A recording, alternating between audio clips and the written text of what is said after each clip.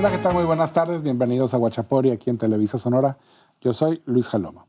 Estamos estrenando set, esperamos les guste. Ahí déjenos un mensajito en las redes sociales, pero la verdad, qué mejor manera de estrenar esta nueva etapa de Guachapori que con dos artistas que próximamente estarán exhibiendo su obra en Hermosillo.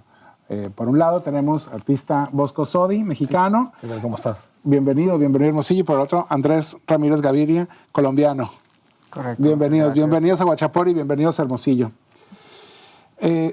Los dos tienen una referencia en el arte contemporáneo que es más o menos de lo que vamos a platicar esta tarde, pero de una manera muy relajada, muy tranquila, porque muchas veces cuando comenté que ustedes venían a estar en la entrevista, no faltó quien me dijera, bueno, pero esos artistas de arte contemporáneo, ¿qué? ¿Con qué se come lo que hacen? ¿Por qué? ¿En qué momento son artistas de arte contemporáneo? ¿Qué es el arte contemporáneo? Entonces me gustaría comenzar por ahí, porque mucha gente que nos está viendo apenas va a tener la oportunidad de experimentar sus obras de manera presencial en el Museo de Arte de Sonora. Y sí me gustaría que tuvieran más o menos una referencia de qué es lo que pueden encontrarse al momento de ver cada una de sus exposiciones. ¿Con quién comenzamos? ¿Echamos un volado? A ver. Bueno, el arte contemporáneo de forma general o específicamente nuestra obra en particular. Pues vayamos aterrizándolo. Específicamente en la obra de ustedes. Sí, en el caso mío no está basado específicamente en una técnica, sino que más bien busco la técnica adecuada para el tema que esté tratando. Entonces, en algunos casos puede ser escultura o video o fotografía. En la exposición hay obras que abarcan unas diferentes etapas, desde 2010 hasta el presente. Ok, muy bien. Y de diferentes técnicas y diferentes temas, aunque relacionadas a temas que vengo trabajando desde mucho tiempo. Y bueno, ¿qué es lo qué actualidad informa el trabajo del artista? Bueno, en trabajo en tu caso, ¿qué es lo que informa? O sea, el desarrollo tecnológico, la política, la ecología, un poquito de todo. Sí. ¿De dónde vienen esas informaciones que después se plasman en las distintas piezas? Sí, en el caso mío específicamente estoy interesado en ciertos temas. Uno de esos es, digamos, la historia de la ciencia, la historia de la tecnología, la literatura, la mística, la historia. Entonces, escojo o estoy haciendo constantemente investigación de esos temas y en ocasiones se cruzan puntos de intereses y en esos cruces de pronto se generan obras. Todo esto lo vamos a poder ver en el museo, ¿no? Todo esto vamos a llegar y nos vamos a topar con esta. No es una retrospectiva, es una exposición nada más. Sí, no. Okay. ¿Y de este lado, Bosco? Bueno, yo creo que lo primero que hay que definir es que el arte contemporáneo, aunque suena un término bastante rimbombante, ¿no? Pero es simplemente el arte que se está haciendo en el momento. En el momento, ¿no? Okay. Es importante que lo sepa el público porque en cierto momento Picasso fue un artista contemporáneo. Todos fueron contemporáneos en su momento. Exactamente. Entonces el término como de repente va un poco a miedo, pero realmente pues, es el reflejo de lo que están haciendo los artistas en este momento. En mi caso, en específico, bueno, mi obra habla mucho de nuestra relación con la naturaleza. Está basada en una filosofía una filosofía estética que viene de la filosofía Zen, que se llama Wabi Sabi, que habla de cómo el no control, el accidente, el paso del tiempo, el trabajar con materiales orgánicos, crea cosas que son únicas e irrepetibles y que hablan mucho de este pequeño instante que estamos como seres humanos en la Tierra, ¿no? Del momento, del constante cambio y de percibir el momento. Es más que nada la filosofía que refleja mi obra. Yo me convertí en artista porque de chico fui diagnosticado con dislexia, déficit de atención, hiperactividad, y mi mamá en esa época, en vez de, pues, que era más común medicar en cierto sentido, ¿no? Me metió a estas clases de arte que eran muy Montessori en el sentido de que yo elegía los materiales y nada más me guiaban, no me decían qué hacer, sino que me guiaban. Entonces, para mí siempre ha sido mi terapia. Ok, desde muy qué pequeño. interesante. Y bueno, para mí es el hacer el arte, bueno, para todo artista, pero en mí en general es una necesidad física y psicológica. Ya. Eso mata mi siguiente pregunta. Porque justamente les iba a preguntar, cuando tengo a los artistas enfrente, para que el público pues, los conozca un poquito más, siempre me gusta preguntar cómo es que llegan a ese punto, cómo se van transformando, porque chicos, todos queremos ser todo, o sea, desde el médico más médico, hasta el bombero más bombero, hasta el astronauta más astronauta. Jugador de fútbol. O lo que se traduzca en la tele, ¿no? O sea, yo de chiquito yo veía las películas de Bond y yo decía, yo quiero ser agente secreto, jajaja. Entonces, parte de mi pregunta era, pues, ¿en qué momento el arte llega a ustedes y los sacude de decir, esto es lo que necesito hacer el resto de mis días? Bueno, vos que ya nos comentabas, pero Andrés. En mi caso no lo tenía inmediatamente claro, pero no sé, cuando tenía por ahí, desde los 15, algo así, estaba muy interesado en la cultura. Y la razón por la cual de pronto me interesé más por el arte es porque vi que tenía como un espacio en el que podía explorar diferentes cosas sin tener permiso cultural, digamos, ¿no? Pues tienes un espacio muy libre para explorar ciertos temas que no los tienes en otras profesiones y me pareció muy interesante eso. Ok, definitivamente muy interesante. Bueno, aterrizando a lo que vamos a tener aquí en sus respectivas exposiciones en Hermosillo, en el Musas, que comienzan ahora el día 30 de enero, ¿no? Sí, mañana. Mañana.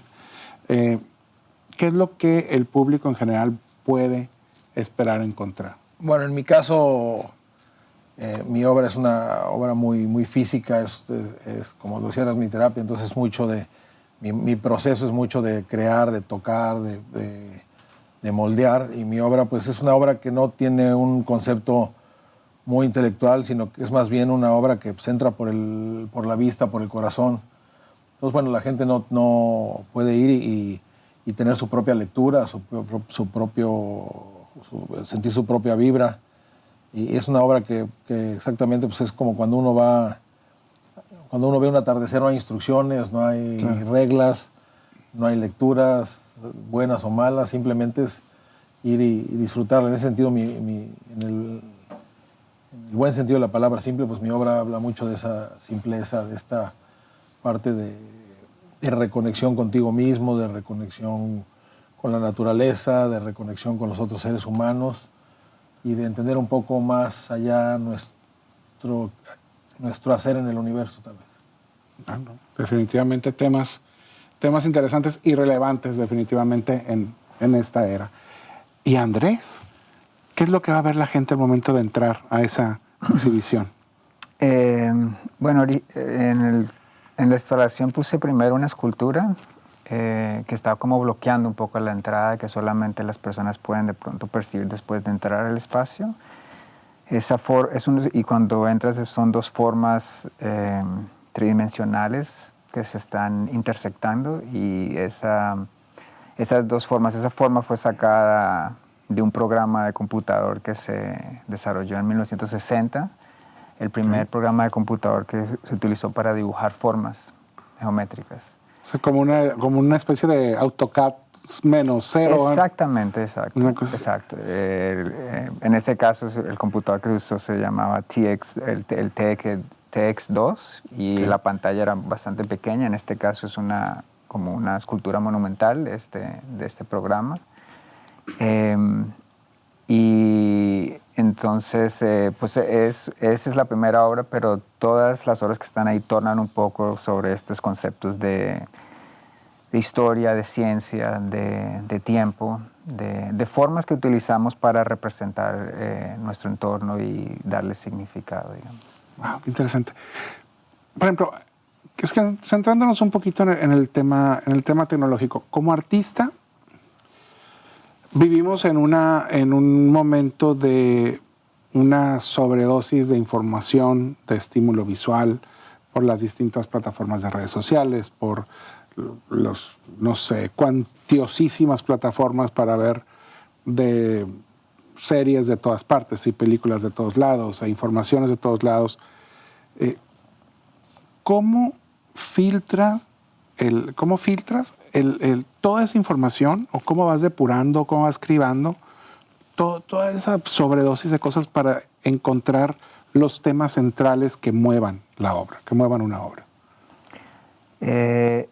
Esa parte es la parte más complicada, diría, porque aunque en el caso mío estoy haciendo investigación sobre estos temas que dices y hay muchísima información, la obra de arte, de mi punto de vista, tiene que ir más allá de eso. No es solamente una ilustración de los temas que estoy tratando, sino tiene que hacer algo más. Y eso pasa de diferentes formas. A veces, como decía, cuando hay alguna asociación con diferentes temas que crean algo poco común, puede llevarse a hacer una obra de arte. Hay veces que me interesa algún tema y exploro el tema de forma extensa, pero nunca se materializa en una obra de arte por eso mismo. Ah, qué interesante. Pero por el otro lado, tenemos los materiales naturales y todo eso. Hay una obra en particular que a mí me gusta mucho de Bosco, que es, la conocí gracias a una amiga, a una ex compañera de la universidad que vive en Nueva York, que la tuvo de frente, que es Muro. Esta pared de ladrillos. Sí. Que cuando me la mostró y que estuvimos platicando de que la gente llegaba y le empezaba a desbaratar, a deshacer, me recuerdo mucho una obra que a mí me tocó ver hace, Dios mío, en el 92, ¿puede ser? Los ladrillos, el objeto del ladrillo, que me tocó ver en el ya desaparecido Centro Cultural Arte Contemporáneo, en Polanco, es decir, los anuncios que salieron en Televisa, de Anthony Gormley. El American Field de los pollitos de barro de Oaxaca, del Anthony Gormley. Sí. Y me llama mucho la atención. ¿Qué es lo que tiene Oaxaca que genera este tipo de materiales, este tipo que atrae a los artistas para que lleguen a trabajar ahí de esa manera? Bueno, yo creo que en ese sentido no es tanto Oaxaca, sino el barro es un material que está en nuestro DNA, igual que el fuego. El hombre evolucionó junto al barro. Los primeros objetos en los que cargamos el agua, moldeados por las manos, es el barro. Entonces yo tengo esta manera de pensar romántica que es parte de nuestro DNA, y por eso cuando le pones barro a un niño, a un viejito, a un adolescente, inmediatamente empezamos a moldear y como que te hace sentir conectado, es muy terapéutico en cierto sentido, ¿no? Entonces creo que, y Oaxaca obviamente pues es, digamos, el estado con la más tradición de cerámica y de barro de México, yo quiero creer. Entonces, muchos artistas y nosotros en la Fundación en Casa Wabi ha sido una sorpresa interesante porque todo artista que va acaba trabajando con barro. Sí, como que todo artista que va, es increíble. Pero te digo que es esta parte, yo creo que el barro nos recuerda a la infancia en cierto sentido. No sé, tiene esta parte muy mística, ¿no? ¿Muy libre? Muy libre, muy mística. Y no solo eso, sino ya cuando el barro se convierte en pieza, pues ya lleva los 4 elementos. Todas las culturas, desde los egipcios, los chinos, obviamente los mayas, los griegos, el ser humano viene del barro, ¿no? Del polvo y del barro con agua. Entonces tiene esta parte como muy mística y esa pieza que dices de Anthony es muy, muy, muy, muy buena, me gusta mucho. Sí, la verdad, antes de hacer todo esto, pues escribía discursos. Entonces, es una cosa muy, muy personal que es, en aquel momento que estuve en esa exposición, me compré un póster con los pollitos de American Field.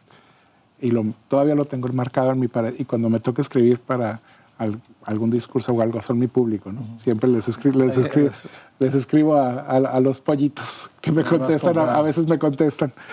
Me dicen, borra eso, borra eso. Me intriga mucho, primero que nada, muchas felicidades al Musas por haber conseguido estas 2 exposiciones con estos 2 artistas que de repente pudieran pensarse diferentes en el sentido de que por los materiales o por alguna cosa, pero en realidad ambos trabajos, ambas perspectivas, pues nos obligan a caminar dentro de nosotros mismos, ¿no? Para encontrar algo, ¿no? ¿Qué vamos a encontrar? ¿Quién sabe? ¿No? Pero sí fomentar una, y no quiero sonar así como que fomentar una reflexión, pero básicamente fomentar el enfrentarnos a algo nuevo, algo distinto y a ver qué nos provoca, ¿no? Que a final de cuentas es una de las funciones del arte. Sí, de la belleza del arte. ¿Sí? ¿Cómo eligen, por ejemplo, ya yéndonos, no he tenido la oportunidad de ver la obra en vivo, pero por lo que he podido ver revisando los materiales y todo eso, ¿cómo deciden el tamaño? ¿Cómo deciden si una es escultura y no una proyección? ¿Cómo deciden el color? Dentro de todo este trabajo de investigación que hacen, dentro de todas estas decisiones creativas que tienen que tomar, ¿tienen un proceso parecido para todas las obras o va variando según la idea y el concepto que vaya saliendo? En mi caso varía bastante dependiendo del material que estoy trabajando. Muchas veces informa la forma y la técnica y el tamaño, la escala también. Entonces es muy particular a la obra. Depende mucho de lo que estoy tratando de plasmar. Lo que implica que muchas veces también colaboro con diferentes personas para poder llevar a cabo la obra, ¿no? Claro, porque su obra es grande, pues. O sea, sí hay piezas de bastante de buen tamaño, pues, ¿no? Entonces, pues aplicar, o sea, no sé, ¿cómo se organiza eso al momento de estarlo creando? ¿Es algo que va desde el diseño desde el primer momento? ¿Es algo en lo que se detienen o de entrada en su primera idea es esto tiene que ser grande o tiene que ser no tan grande o como sea? En mi caso es muy espontáneo. Y viendo... Va saliendo. Va saliendo, mi trabajo está muy basado en el proceso, entonces mucho en la investigación del material y vas tratando de llevarlo a los límites y a veces fallas la mayoría de las veces y de repente pues, vuelves a empezar y de repente el mismo totalmente espontáneo. Trato de tener diferentes cosas en los estudios que tengo y llego y si quiero pintar algo pequeño, rectangular o cuadrado y ahí tengo diferentes tipos de pigmento y entonces como que es muy espontáneo, muy espontáneo. Porque lo que hablaba de que para mí es una terapia, si lo vuelvo muy predecible, entonces me empiezo a aburrir muy rápido. Entonces ya no sirve de terapia. Ok, claro. Hoy mencionabas algo de fallar y volver a empezar. Y yo creo que para muchas personas, para muchos papás que quizás nos estén viendo y para muchos jóvenes o artistas que estén comenzando que de repente se enfrentan a esa rigidez de la obra perfecta al primer plumazo, pues, ¿no? Entonces, creo que es importante reforzar esa idea de que es una constante exploración, ¿no? Sí, es estar en el estudio y trabajar y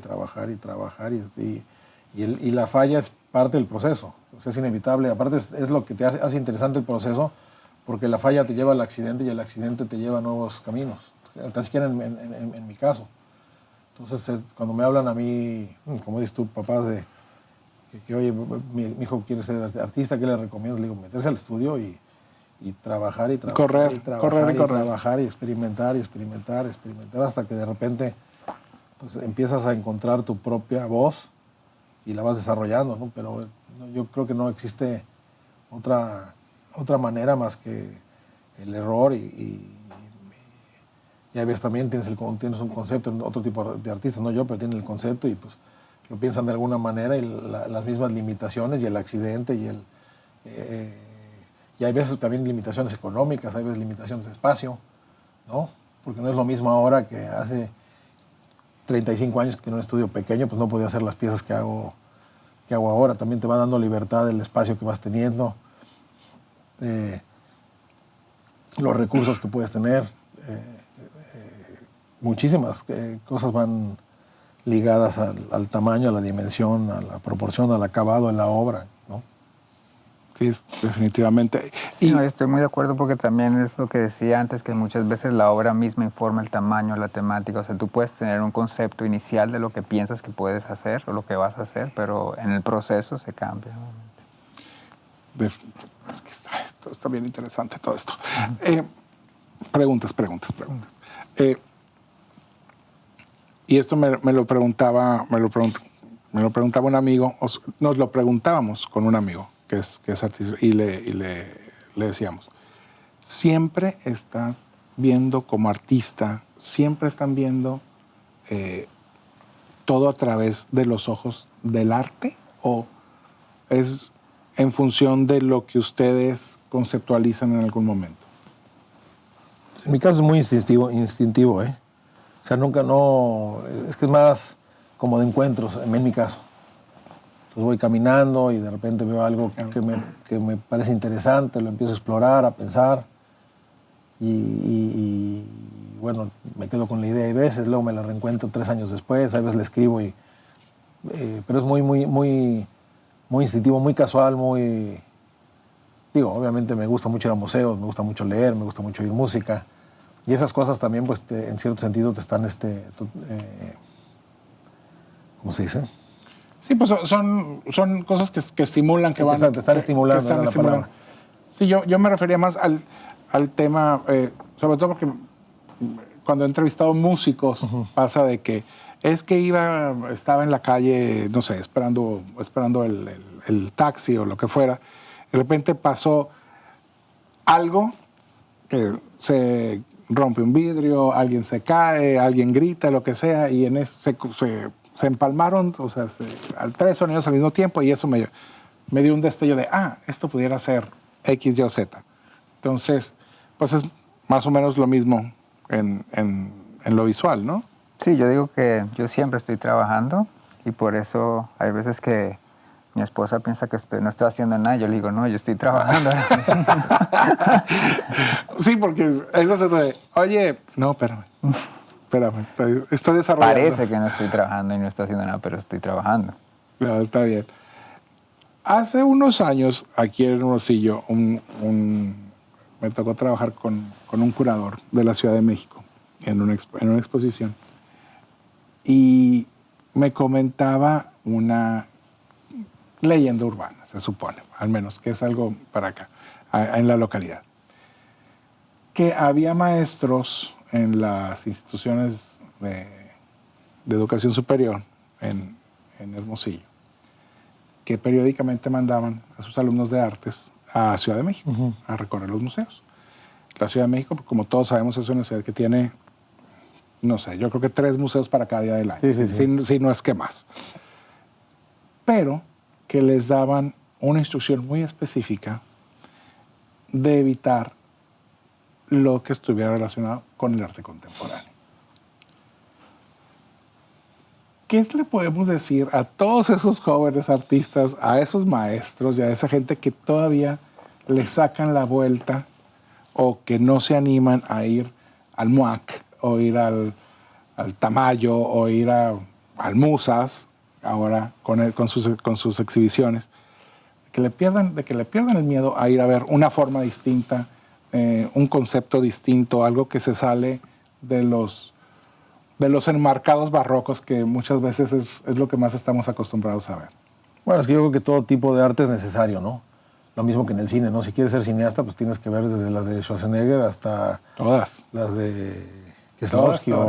Y creo que es lo mismo en el arte. Tú tienes que conocer el abanico y ya cada quien luego decide si quiere ir por la parte clásica, si quiere ser figurativa o si quiere ser... yo creo que es lo importante, y todo arte es necesario, ¿eh? También yo creo que toda disciplina y todo tipo de arte es necesario, pero yo creo que para poder tomar la decisión de lo que quieres hacer, pues tienes que explorar todo el abanico de lo que se hace, ¿no?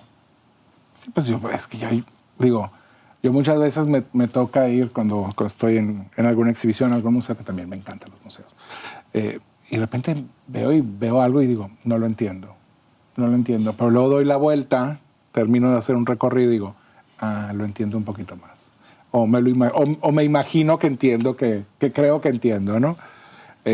Y sí también a veces el problema es que las personas piensan que el arte contemporáneo específicamente es algo que hay que entender, pero no necesariamente algo que se tiene que entender, también se puede solamente percibir. Que eso es algo a lo que iba, porque muchas veces se piensa que uno piensa en arte contemporáneo o la representación que se hace en muchos medios sobre arte contemporáneo es que es arte extremo o raro, lo que eso significa, o arte que para entenderlo necesitas leer el discurso que trae colgado a un lado, pues, ¿no? Entonces no es así, pues es una pieza de arte que es hermosa en sí misma, pues, ¿no? Se puede apreciar de diferentes formas, no solamente de una o de otra. O sea, hay personas que sí, que pueden encontrar algo interesante simplemente en la forma, otras personas quieren leer más, saber de dónde viene la forma y lo pueden experimentar de esa forma. De la misma manera que tú no dirías, yo entiendo bien esa canción, ahora sí la entiendo la canción. No, no necesariamente tienes que entender la canción para apreciarla. No, muy, muy interesante. ¿Cuánto tiempo van a estar sus exhibiciones acá? ¿Sabemos? ¿3, 4 meses? La mía creo que hasta septiembre, creo que también la tuya, sí, ¿no? Por lo que entendí, ¿no? Sí. Ah, qué interesante. Entonces vamos a tener oportunidad de que... Larga oportunidad. Sí, no, qué bueno, no, es que qué bueno, porque sí, pues creo yo que sobre todo en estos momentos es muy importante que desde el punto de vista, desde como una actividad personal,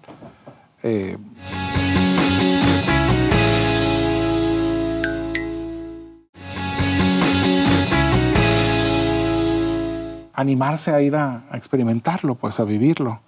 Y la verdad, las propuestas pues son muy, muy interesantes de ambos dos. Yo no sé cómo le hicieron en el Musas para juntarlos a los dos. Aquí la magia de Octavio que anda por ahí escondido, era la silla de aquí, pero ya... No le gusta salir, le tiene miedo a la cámara, muy bien. Felicidades Octavio Bendaño, por conseguir estas dos exhibiciones. ¿Ustedes ya se conocían? No, la primera vez. Y tuvimos el gusto, ¿no? Sí. Pero nunca habían compartido ningún espacio, o sus obras no habían compartido ningún espacio en ninguna parte o algo. No, pero estaba comentando que estuvimos los dos exhibiendo al mismo tiempo en Kioto, en Japón, hace poco. En octubre, ¿no? Sí. Ah, ¿qué tal? Diferentes sitios, pero... Al mismo tiempo. Sí. Ah, qué curioso. Porque esa es otra de las cosas, pues que mucha gente cree que en el mundo de los artistas, pues uno agarra el teléfono, le voy a hablar. Andrés dice, ¿dónde estoy? Le voy a hablar a Bosco, que está dentro, que todos se conocen y que tienen sus grupos de WhatsApp ahí donde se mandan, mira lo que estoy haciendo, pues, ¿no? Pero es la vida o sus vidas como artistas, ¿es gregaria o es más solitaria o es una mezcla de las dos? ¿Son familiares o es mucha contemplación, mucho retiro? ¿Cómo es su día a día? Mí es más solitario, digamos, diría yo, sí. No soy tampoco muy social. Muy bien, está bien, se vale. Y en la mía es muy familiar, no soy muy de eventos sociales tampoco, pero sí soy de muchos amigos pero no tengo, tengo bastantes amigos artistas, pero ya no es lo que era antes, que se ha vuelto mucho más individual el proceso creativo que antes de que había los grupos de artistas, ¿no? Ahora, de vez en cuando ves un artista y y tienes un amigo cercano ahí con un estudio, pues lo vas a ver, pero ya no es como antes que había estos grupos.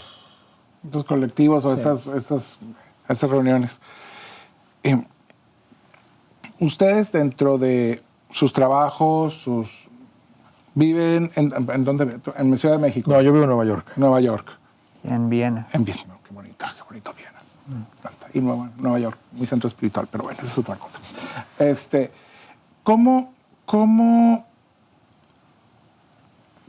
por ejemplo, para los artistas que nos pudieran estar viendo aquí en esta edición, ¿qué, no quiero decir consejo, tip o qué apreciación nos pueden compartir sobre cómo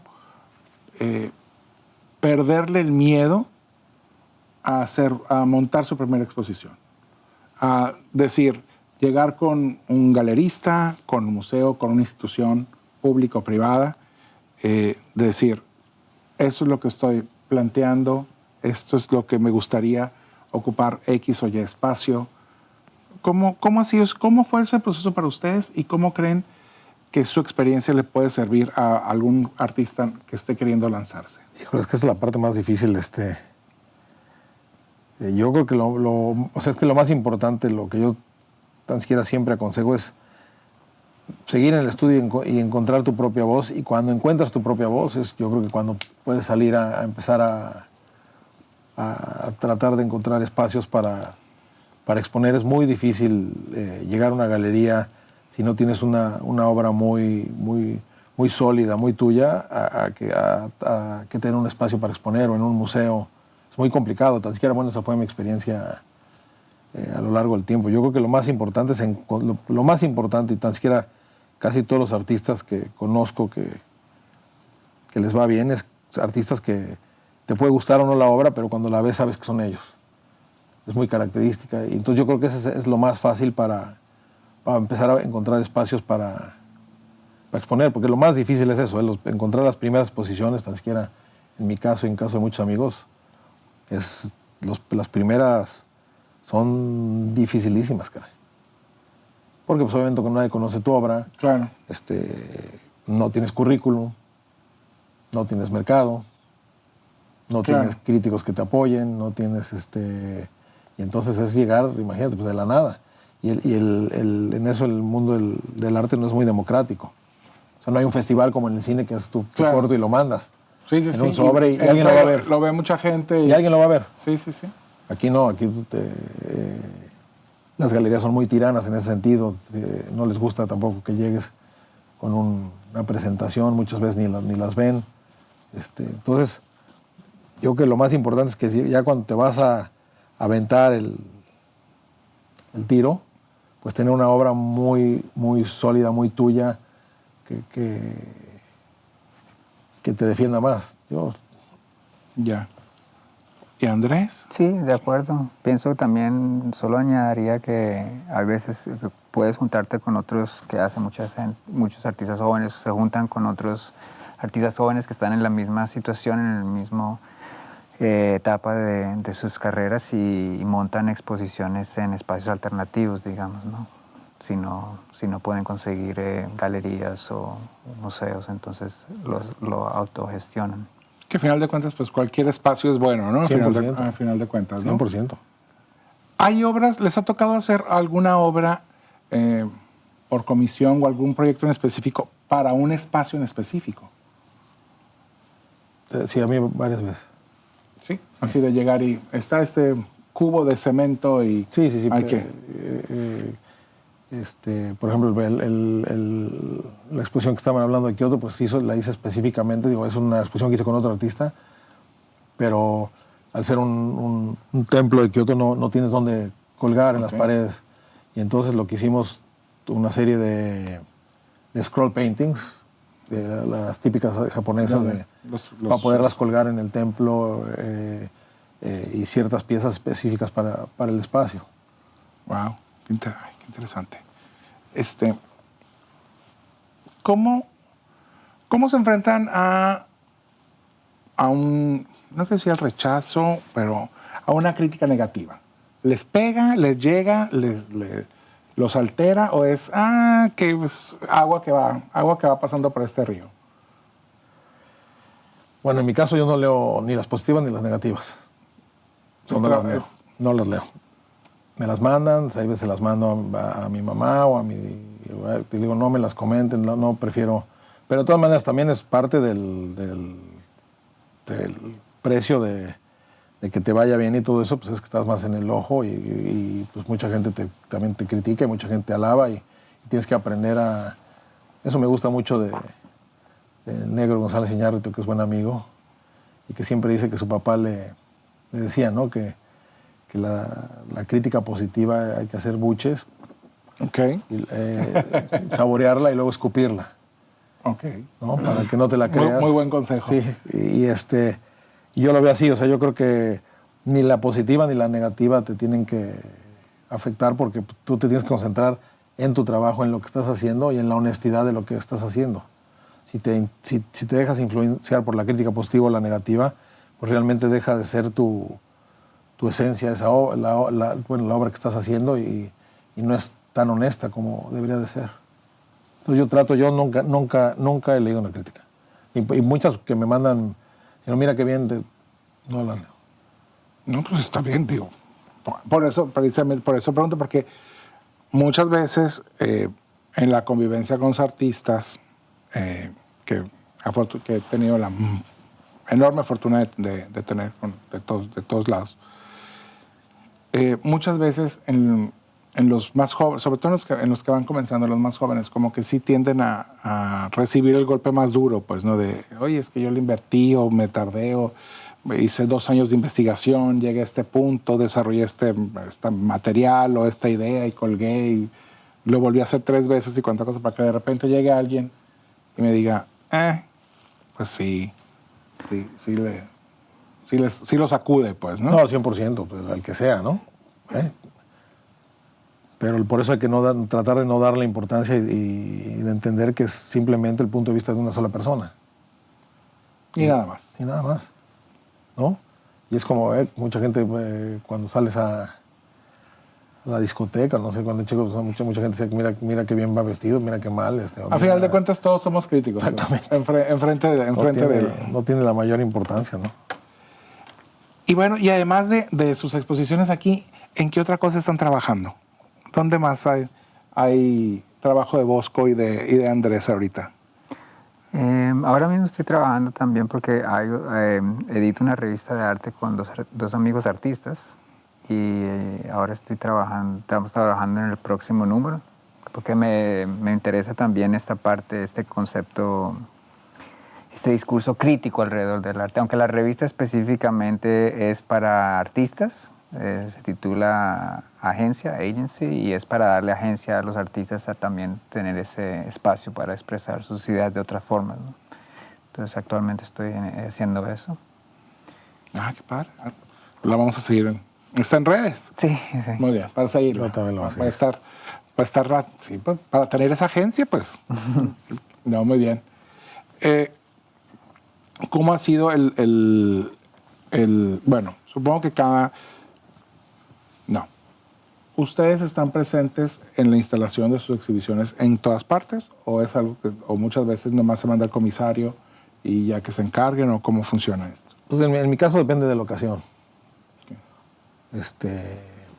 Hay veces hay veces cuando puedo asistir, asisto, si no, puedo mandar a alguien del estudio que me ayude a supervisar, o hay veces también con curadores que ya conozco y que he trabajado, pues muchas veces los dejo que ellos instalen. Yeah. Depende de qué tanta confianza tengas. Y tiempo y disposición. ¿Andrés? Sí, también, y depende mucho del tipo de exposición que es. Si es una colectiva, no es necesario, pienso, en muchos casos ir. Si es una individual y quieres tener un poco más de control, pues sí.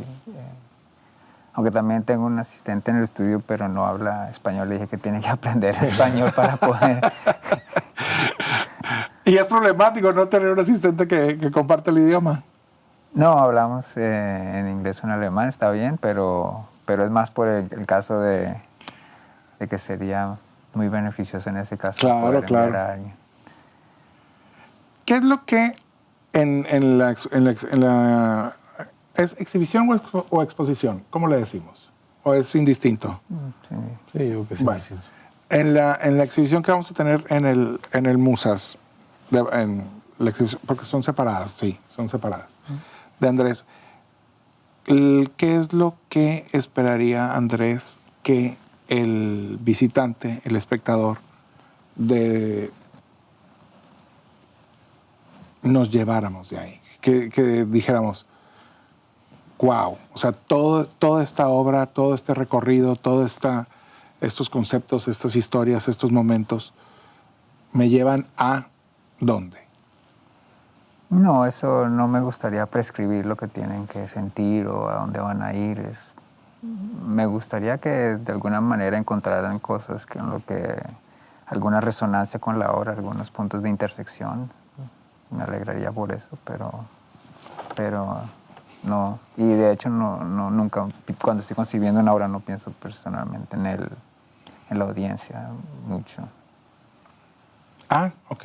No, sí. Sí, no creo que es. Porque aparte, digamos, si tú ves las cosas que te interesan a ti o cuando descubres cosas, yo no pienso, digamos, estábamos hablando el otro día un poco de música, estábamos hablando digamos, de Dylan y eso. No pienso que él estaba pensando, tú no sabías lo que necesitabas oír a Dylan hasta que lo oíste y ahí dijiste, ah, eso me gusta, pero no sabías que eso es lo que estabas buscando.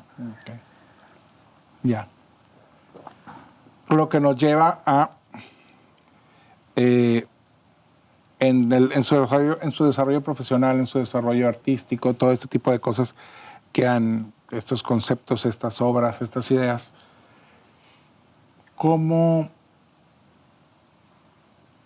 deciden ustedes que los elementos que van, por ejemplo, en la exposición aquí en Hermosillo, quizás por la restricción del tamaño, de la altura, de lo que sea, en comparación con otros espacios? ¿Hay grandes éxitos o es una, ¿cómo se puede decir? Una elaboración específica para cada lugar?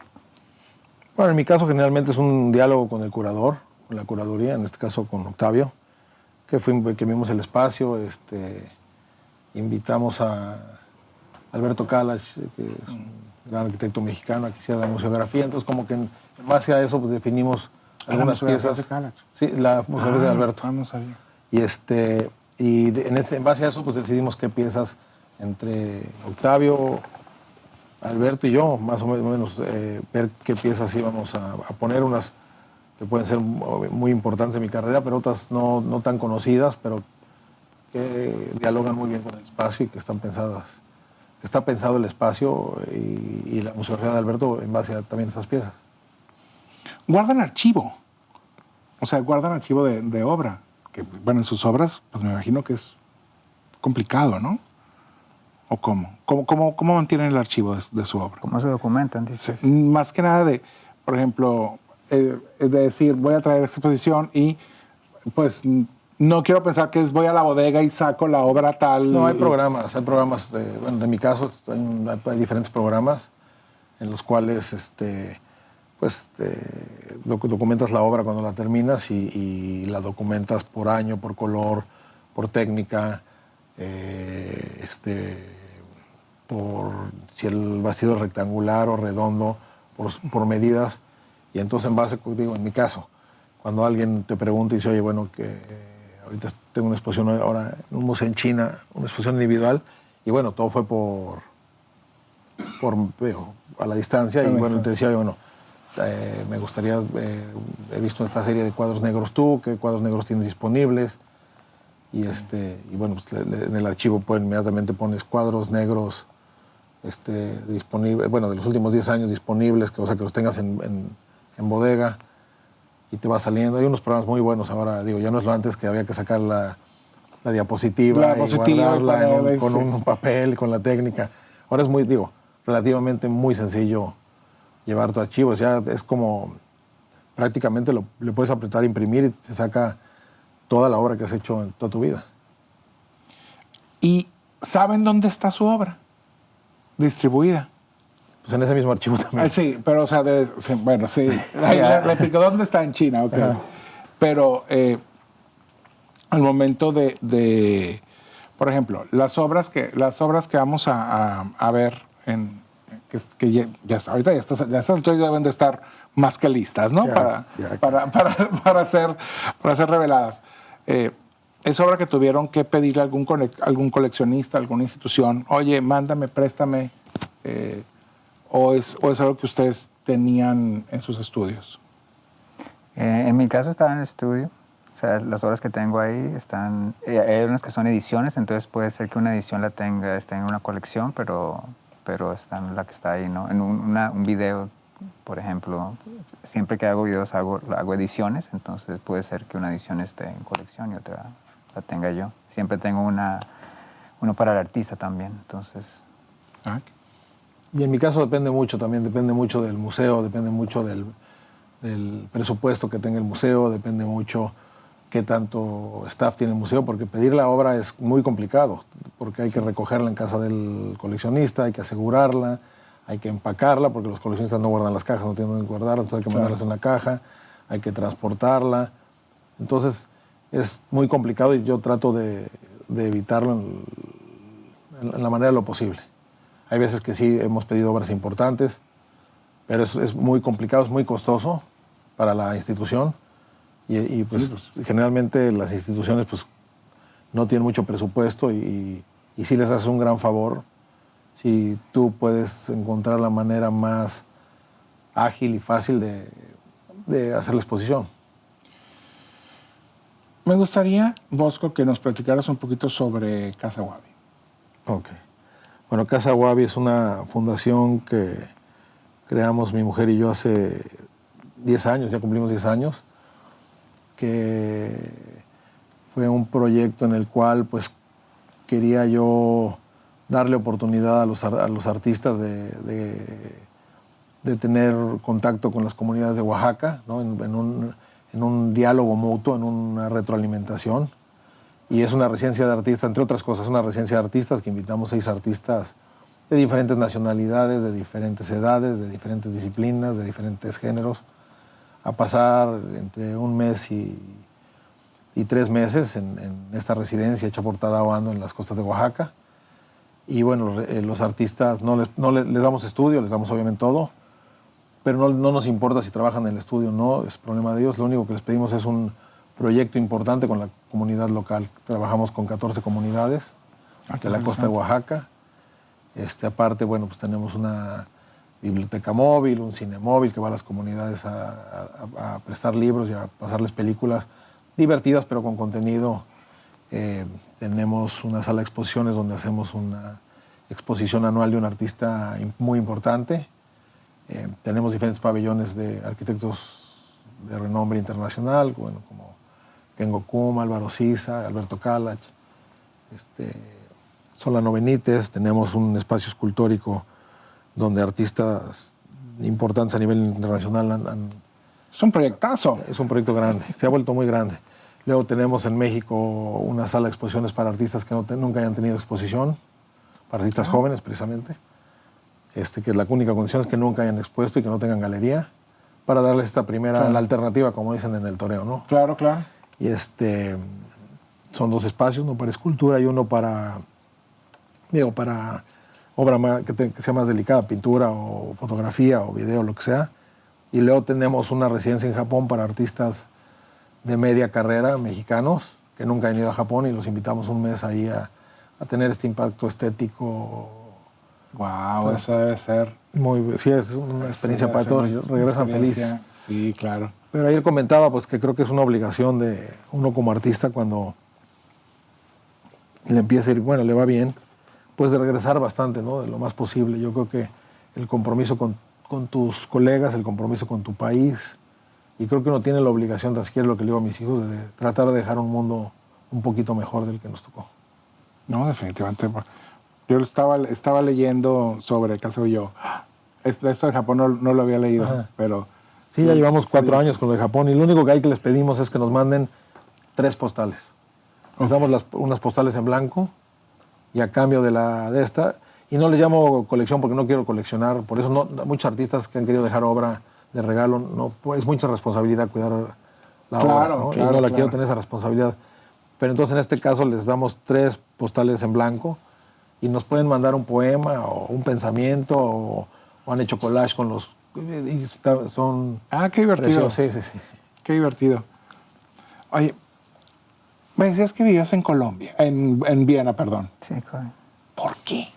¿Por qué en Viena? No, ¿Qué hay en Viena? Sí, pues mi esposa. Bueno, ya. Se acabó el programa, ya con eso. Circunstancias de la vida. Olvídense de lo artista. No.